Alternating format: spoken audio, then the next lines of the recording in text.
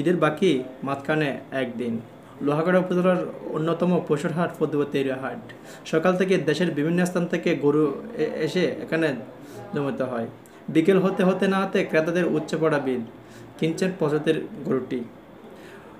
তবে বিক্রেতারা জানান গত বছরের তুলনায় এবার পশু উঠেছে বিপুল সংখ্যা।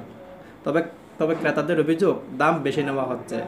অপরদিকে বাজারে জাল টাকার শনাক্ত মেশিন না থাকায় আতঙ্কে আছেন তারা। গত বছর চাইতে এবারে গরু অনেক দাম বেশি। দাম কেন হন না?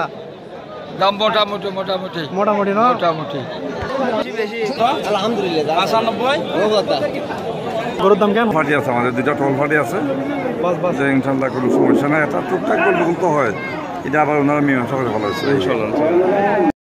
একটা শ্রেষ্ঠ বাজার, এই বাজারের জন্য আমাদের সাবেক চেয়ারম্যানরা অনেক কষ্ট করে দিয়েছেন।